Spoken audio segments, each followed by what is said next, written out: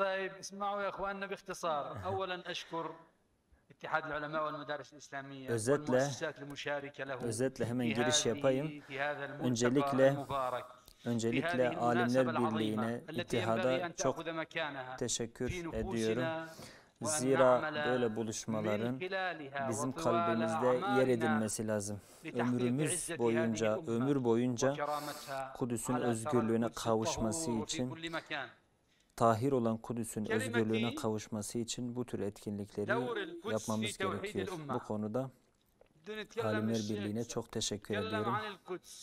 Evet, benim konum ümmetin birliğinde Kudüs'ün rolü olacak. İnşallah 7 dakika içerisinde ümmetin birliğinde Kudüs'ün rolünü özetlemeye çalışacağım.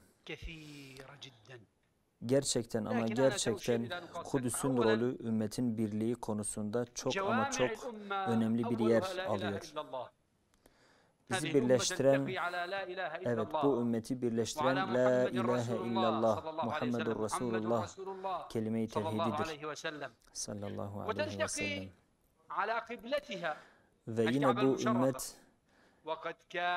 Ve yine bu ümmetin ortak noktası Kabe'dir.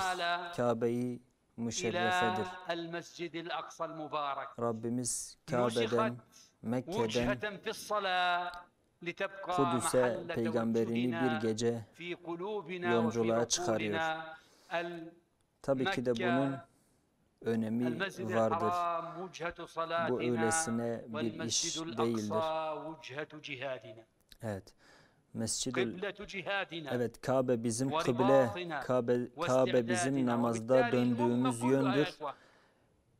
Kudüs ise, Mescid-ül Aksa ise bizim cihadımızın yönüdür. Cihad kıblemizdir. Ümmet Kudüs için birliktir. Kudüs'ün, Aksa'nın özgürlüğüne kavuşması için kalpleri birdir. Dolayısıyla Kudüs ümmeti birleştiren noktadır, odak noktasıdır. Aslında anlatacaklarım çok daha detaylı fakat sürem kısa olduğu için biraz hızlı geçeceğim. Evet, İsra ve Miraç'ta Peygamber Efendimiz sallallahu aleyhi ve sellem tüm peygamberlere namaz kıldırmıştır. Bu da neyi gösteriyor? Ümmetlerin bir olması gerektiği ve ümmeti de birleştirecek olan şeyin Kudüs olduğu, Mescid-ül Aksa olduğunu bize gösteriyor.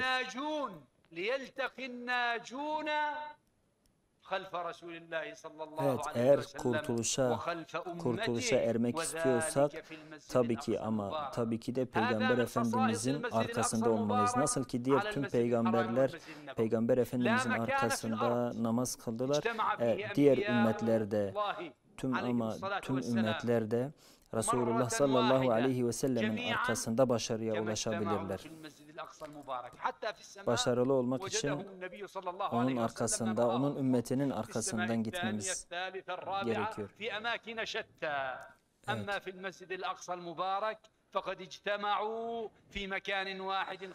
Peygamber Efendimiz Miraç olayında her katta bazı peygamberlerle karşılaştı ama tüm peygamberler Miraç'ta birleşti. Bu da çok önemli bir noktadır.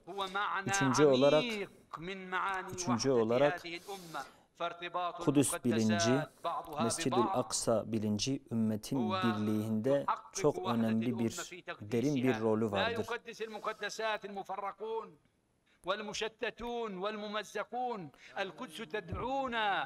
Kudüs bizi Kabe, Peygamber Efendimizin mescidi, Medine, Mekke, Kudüs bizleri bir olmaya çağırıyor. Kabe bizi bir olmaya çağırıyor. Kudüs bizi bir olmaya çağırıyor. Evet, biz Kudüs'ü ancak ve ancak bir olduğumuzda özgürlüğüne kavuşturabiliriz. Zira Rabbimiz bizi tek el olmaya, beraber hareket etmeye çağırıyor. Evet. Evet, Allahu Teala'ya ibadet etmemizin sebebi Kudüs'ü özgürleştirmek için değildir. Bunun için birlik olmuyoruz.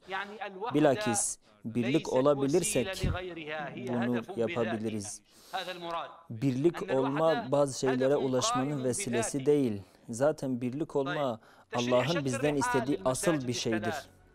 Hadis-i şeriflerde 3 mescide önem verilmesi gerektiğini bildiriyor. Onlardan bir tanesi de Mescid-ül Aksa'dır, Kudüs'tür. Hadis-i şerif boşuna bundan bahsetmemiş. Kudüs'ü yüceltmemiz için, Kudüs davasına sahip çıkmamız için, Kudüs davasını yaşamamız için Resulullah sallallahu aleyhi ve sellem Kudüs'ü 3. mescit olarak kılmıştır. Dolayısıyla Kudüs bizi birliğe çağırıyor. Hazreti Ömer radıyallahu anhu Kudüs'ü fethettiği zaman Hazreti Ömer bildiğiniz gibi oralara Şam bölgesine ordular gönderdi. Yemen'e dahi ordu gönderdi. Kendisi komutanlar eşliğinde ordu gönderdi. Fakat Kudüs'ün fethedileceği zaman Kudüs'ün fethi esnasında tüm orduları topladı. Ayrı ayrı olan tüm orduları topladı. Kudüs'ün fethi için hepsini topladı.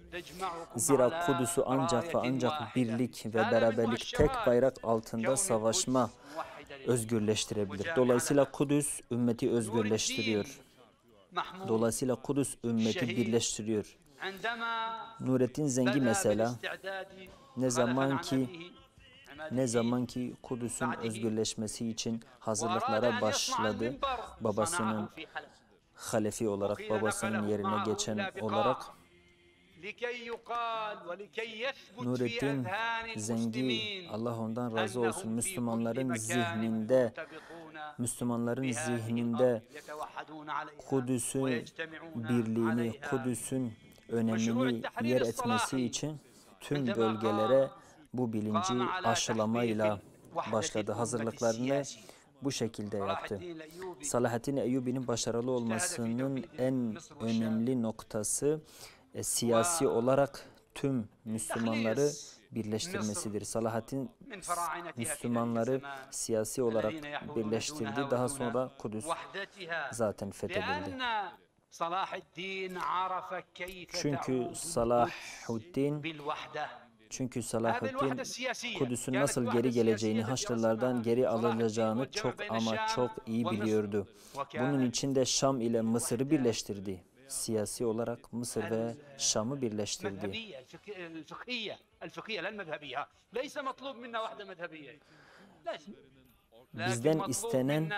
Bizden istenen aynı mezhebe tabi olmamız değil. Mezhebimiz farklı olabilir. Bu gayet doğal bir şey.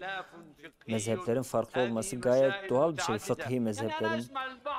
Fakat önemli olan siyasi birliğimizin olmasıdır. Bu konuda fıkhi konuda taassuba gitmek bizden istenen bir şey değildir. Ama siyasi birlik açısından bizim mücadele göstermemiz asıl bizden istenen şeydir. Evet, tarihimizde bazı istemediğimiz olaylar olmuş. Şafiiler, Hanefilerin arkasında namaz kılmamış bazı çok az dönemlerde. Fakat Salahaddin bunu ortadan kaldırmış. Bunu mezhepleri ortadan kaldırarak kaldırmamış. Bilakis mezheplerin ne olduğunu, fıkhi mezheplerin ne olduğunu, bizleri birbirimizden ayıran bir oluşum olmadığını, ekol olmadığını bilincini vererek Salahaddin Eyyubi bu anlayışı yer etmiş. Örneğin İmam Malik, Allah ondan razı olsun, Muvatta kitabını bitirdiği zaman o zamanın halifesi ona diyor ki ben bu kitabı devletin resmi kitabı haline getireyim. Herkes bunu mecburi okusunlar ama İmam Malik radıyallahu anhu bunu kabul etmiyor. Zira insanların tek bir görüşte toplanmalarını istemiyor. Fıkhi olarak tek bir görüşte toplanmalarını istemiyor ve bunu kabul etmiyor. Dolayısıyla Selahaddin Eyyubi Kudüs'ü özgürleştirme adına öncesinde attığı adımlar vardı. İşte bu adımlardan bir tanesi de buydu. Sürem çok az, onun için biraz hızlı devam ediyorum. Akidevi olarak bu meseleyi ele alacak olursak, Selahaddin Eyyubi örneğin Eş'ari'dir. Selahaddin Eyyubi Eş'ari akidesine sahip birisidir.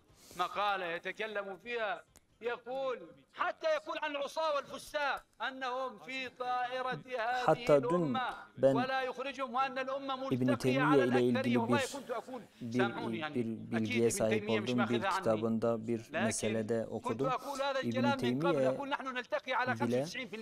Teymiye Allah ondan razı olsun kendi kitabında ümmetin birlik olması gerektiğini, fikri olarak bazı ayrılıkların olabileceğini dile getiriyordu o yazısında. Dolayısıyla bu meseleye çok ama çok önem vermeliyiz. Yani Selahaddin Eyyubi Eş'ari idi.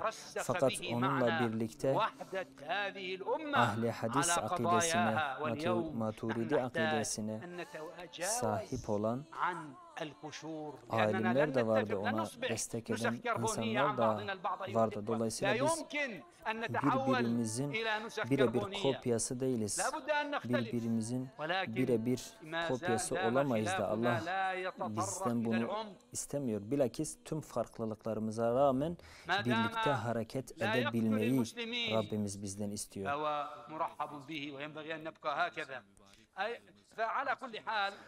Ne olursa olsun her halükarda şunu tekrar etmek istiyorum. Zamanım da daraldı, zamanımı da geçtim hatta. Son olarak şu cümleleri kurmak istiyorum. Ümmetin bilincinde, ümmetin şuurunda şunların yer edilmesini istiyorum. Ümmetin birliği ile Kudüs'ün özgürlüğü arasındaki ilişki, ümmetin birliği ile Kudüs'ün özgürlüğü arasındaki ilişki birebir olan, paralel olan bir ilişkidir.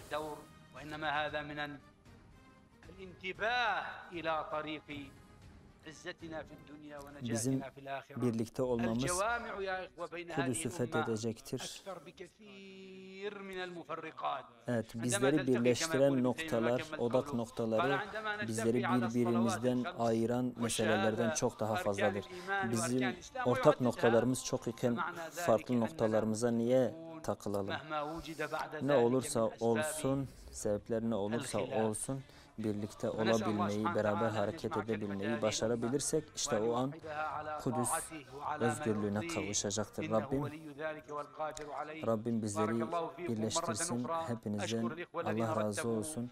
Böyle bir toplantıyı düzenlediğiniz için Seyyid Molla Enver'e de çok teşekkür ediyorum. Diğer kardeşlere de.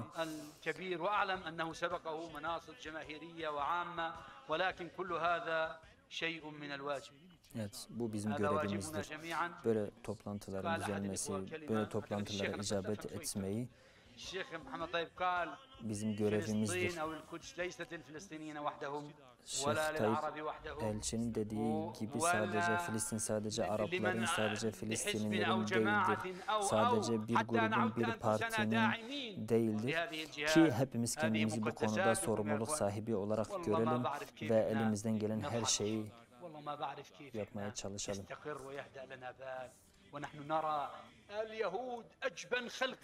Yani gerçekten de çok şaşırıyorum. Biz nasıl böyle sakin kalabiliyoruz? Dünyanın en korkak insanları şu an Kudüs'ü ele geçirmiş. Yani biz nasıl sabredebiliyoruz? Nasıl da çalışmıyoruz? Elimizden geleni yapmıyoruz. Zira Yahudiler dünyanın en korkak insanları. Ama Allah'ın izniyle bizler aynı safta yer edindiğimizde, nasıl ki namazda aynı safta yer ediniyoruz, aynı şekilde aynı safta yer edindiğimiz gün Allah'ın izniyle bu korkak Yahudileri yeneceğiz.